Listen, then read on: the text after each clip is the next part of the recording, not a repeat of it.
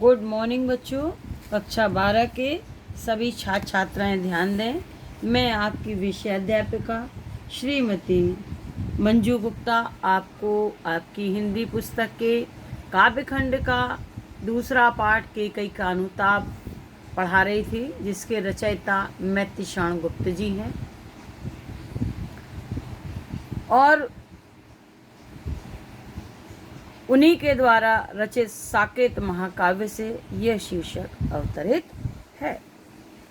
मैंने आपको बताया था कि केकई अपने किए हुए कृत का पश्चाताप करती हुई श्री राम से सौगंध खाती है और ये कहती है कि मैंने जैसे अपने पति को खो दिया ऐसे पुत्र को भी खो दूं।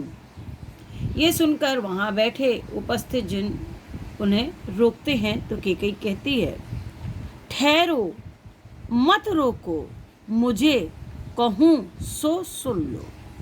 पाओ यदि उसमें सार उसे सब चुन लो। केकई कहती है कि ठहरो, मुझे रोको मत, जो मैं कहना चाहती हूँ उस बात को भली भांति आप लोग सुन लें। पाओ यदि सार उसे सब सुन लो। मेरी बात सुन लीजिए। यदि मेरी बात में कोई सार हो, कोई तत्व हो तो उसे ग्रहण कीजिए, अन्यथा उसका त्याग कर दीजिए, अन्यथा उसे नहीं चुने। कहती है केकई कि ठहरो, मुझे रोको नहीं, मैं जो कहना चाहती हूँ मेरी बात को सुन लो। यदि मेरी बात में तुम्हें कोई सार दिखाई दे तो उसे ग्रहण कर लो, अन्यथा नहीं। करके पहाड़ सा पाप मौन रह जाऊं, राई भर भी अनुताप न करने पाऊं। केकई कहती है कि मैंने तो पहाड़ के समान विशाल पाप किया है, उस पाप को करके भी क्या मैं चुप रह जाऊं और राई के बराबर छोटा सा भी पश्चाताप ना करूं। मैंने तो पहाड़ के समान विशाल पाप किया है, उस पाप को करके भी क्या मैं मौन रह जाऊं, मैं शांत रहूं, उसके लिए राई भर भी छोटा सा भी पश्चाताप ना करूं। आगे देखिए, थी सन्नक्षत्र शशि निशा ओस टपकाती, रोती थी नीरव सवा हृदय थपकाती। जिस क्षण केकई अपने द्वारा किए हुए दुष्टतापूर्ण कार्य के लिए पश्चाताप कर रही थी सन्नक्षत्र शशि निशा ओस टपकाती। उसी समय तारों से जड़ी हुई चांदनी रात ओस कणों के रूप में आंसुओं की वर्षा कर रही थी सन्नक्षत्र, तारों से जड़ी हुई चांदनी रात में चांदनी रात ओस रूपी कणों को आंसुओं के रूप में वर्षा रही थी, रोती थी नीरव सवा हृदय थपकाती, और नीचे मौन सभा अपने हृदय को थपकाते हुए, अपने हृदय पर हाथ रखते हुए रुदन कर रही थी। आगे केकई का वाणी का प्रभाव कैसा था? उल्कासी, अंडरलाइन है बेटा, इसको आपको व्याख्या करनी है, ध्यान से सुनिएगा। उल्कासी रानी दिशा दीप्त करती थी, सब में भय, विस्मय और खेद भरती थी।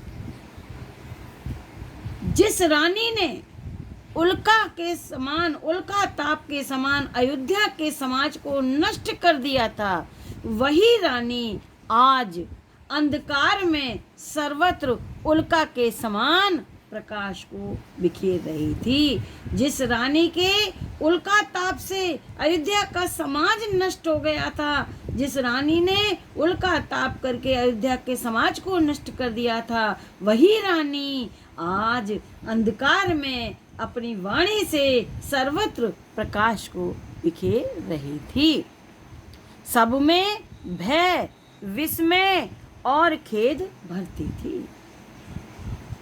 वह उसने अपने पश्चाताप से उपस्थित जन समुदायों में, कैकई ने अपने पश्चाताप से उपस्थित जन समुदायों में भय, विस्मय और खेद के भाव को एक साथ भर दिया था।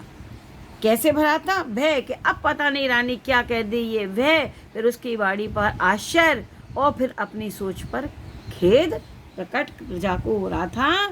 तो गुप्त जी कहते हैं कि रानी अपने पश्चाताप रूपी वाणी से उपस्थित जन समुदाय में भय, विस्मय और खेद के भाव एक साथ भर दिए थे। रानी ने उपस्थित समुदाय में अपने पश्चाताप से भय, विस्मय और खेद एक साथ भर दिए थे या भर रही थी। क्या कर सकती थी मरी मंत्रा दासी, मेरा ही मन रह सका न निज विश्वासी। कैकई कहती है, स्पष्ट रूप से कैकई ने कहा कि बेचारी मंत्रा तो एक साधारण दासी थी, उसके पास इतना बल कहाँ था जो वह मेरे मन को बदल सकती थी। क्या कर सकती थी मरी मंत्रा दासी? कैकई कहती है कि मंत्रा बेचारी तो एक साधारण सी दासी थी, उसके पास इतना बल कहाँ था जो मेरे मन को बदल सकती थी। वास्तव में मेरा ही मन रह न सका निज विश्वासी। वास्तव में उसका मन अविश्वासी, उसी का ही मन अविश्वासी हो गया था। वास्तव में कैकई कहती है कि मेरा ही मन अविश्वासी हो गया था, मुझे ही अपने मन पर विश्वास नहीं रहा था। बच्चों, आज हम यहीं तक पढ़ा रहे हैं, इसके आगे कल पढ़ाएंगे। ये इसकी व्याख्या मैं फिर से बता देना, जिस सुन लें। उल्कासी से लेकर, उल्कासी रानी दिशा दीप्त करती थी, सब में भय, विस्मय, खेद भरती थी। गुप्त जी कहते हैं, जिस रानी के उल्का ताप से अयोध्या का समाज नष्ट हो गया था, वही रानी आज अंधकार में अपनी वाणी से सर्वत्र प्रकाश बिखेर रही थी। और उसने अपने पश्चाताप से उपस्थित जन समुदाय में भय, विस्मय और खेद के भाव एक साथ भर दिए थे। कैकई स्पष्ट कहती है कि वह तो मंत्रा तो बेचारी साधारण सी दासी थी, उसमें इतना बल कहाँ था जो मेरे मन को बदल सकती थी। वास्तव में मुझे ही अपने मन पर विश्वास नहीं था, मेरा ही मन अविश्वासी हो गया था। कुछ प्रश्न है बच्चों आपको जिसको करने हैं, वो इस प्रकार है।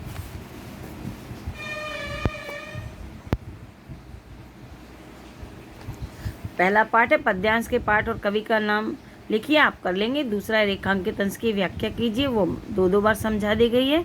अपने पाप और पश्चाताप के संदर्भ में कैकई ने क्या कहा? अपने पाप और पश्चाताप के संदर्भ में कैकई कहती है, मैंने तो पहाड़ के समान विशाल पाप किया है, क्या उसके लिए राई भर भी पश्चाताप न कर सकूं? अगला प्रश्न है, रानी किसके समान दिशाओं को दीप्त कर रही थी? रानी उल्का के समान दिशाओं को दीप्त कर रही थी, अपनी वाणी से उल्का के समान दिशाओं को दीप्त कर रही थी। अपने मन के विषय में कैकई ने क्या कहा? कैकई ने कहा, वह दुष्ट मंत्रा मेरा कुछ नहीं कर सकती थी, वह तो साधारण दासी थी, वह मेरे मन को नहीं बदल सकती थी, मुझे ही अपने मन पर विश्वास नहीं रहा। बच्चों, आगे कल पढ़ाएंगे, आज यहीं समाप्त करते हैं। Thank you. इसे आप अपनी कॉपी में करते जाएं।